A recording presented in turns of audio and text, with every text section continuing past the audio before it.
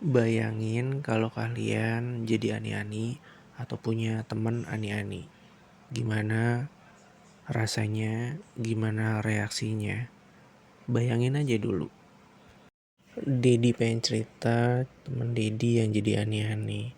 Kalau biasanya kita ngebayangin ngobrol ASMR, kali ini Dedi pengen cerita yang agak beda. Nggak apa-apa ya, please dengerin. Kita ambil contoh, kita ambil pengalamannya. Kembali lagi, jadi Dedi punya teman cewek yang berprofesi sebagai ani-ani.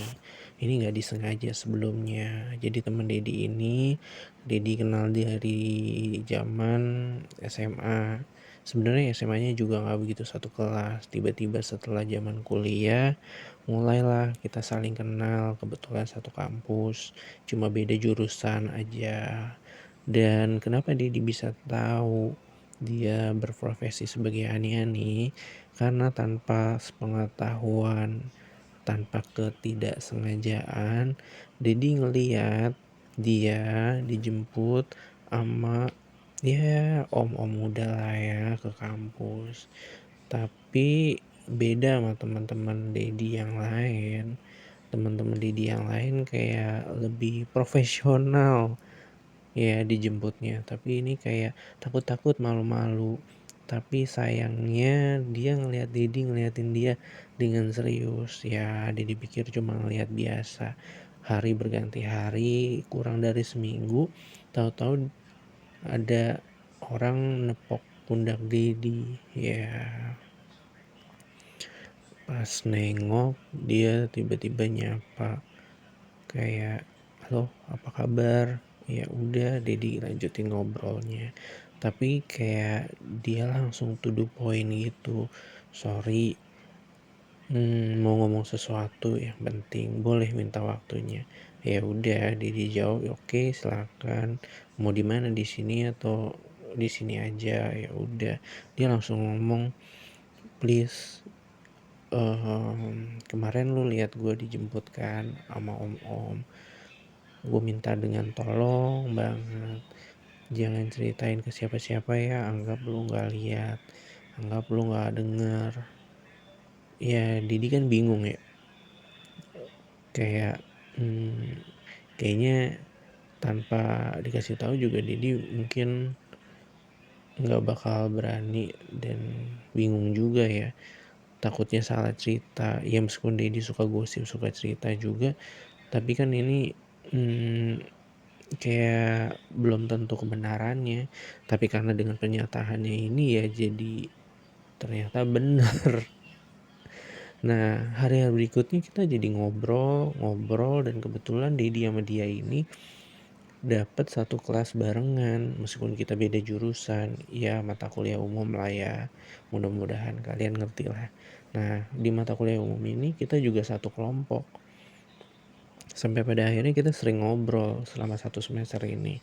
Dari awal sampai akhir semester.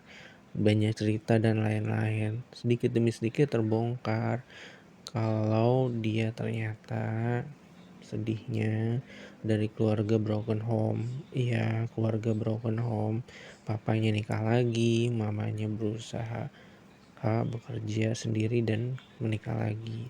Dan akhirnya dia juga punya adik tiri dari papahnya, punya adik tiri juga dari mamanya. Dan dia jadi bingung, kadang tinggal di papanya, kadang tinggal di mamanya. Di mamanya dia takut dengan papa tirinya, di mamanya juga dia takut dengan ibu tirinya yang ya bisa dikatakan agak agak jahat. Nah kembali akhirnya dia memutuskan jadi ani-ani.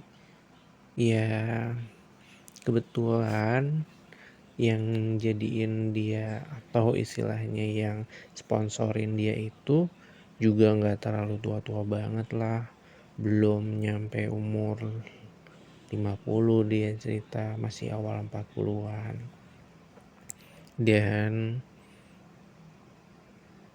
ternyata udah berumah tangga. Kaget kan? Ya Dedi cuma cerita, cuma dengerin cerita dia aja, tapi sambil berusaha membujuk dia keluar dari lingkaran itu. Kenapa berusaha membujuk dia keluar dari lingkaran itu? Ya karena dia sebenarnya kalau ngomongin soal keuangan finansial, dia sangat-sangat cukup dari sponsor bulanan mamanya dan papanya. Cuma ya dia kehilangan sosok ibunya, lebih-lebih dia kehilangan sosok ayahnya. Yang dia dapetin dari si dedinya ini. Sugar daddy-nya ya, bukan daddy aku loh. Nah, jadi lama-kelamaan Dedi ya iba, kasihan, ada rasa ketertarikan juga. Cuma ada rasa ketakutan juga ngedeketin dia. Apa dia mau ya sama Dedi? Karena bedanya Dedi yang dia sponsor utama itu well educated, finansialnya oke, cakep juga. Sedangkan Dedi kan cuma ya teman kuliah biasa. Seiring berjalan waktu, beberapa kali juga akhirnya kita kelas barengan. Nggak kerasa akhirnya selesai kuliah. Dan sebelum selesai kuliah, Dedi sempat menyatakan perasaan ke dia.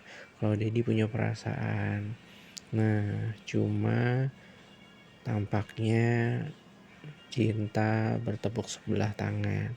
Dia meminta maaf karena dia bilang nggak punya perasaan ke Dedi, daripada mencoba tetapi akhirnya menyakiti Dedi perasaan, ya dia berusaha bilang jujur.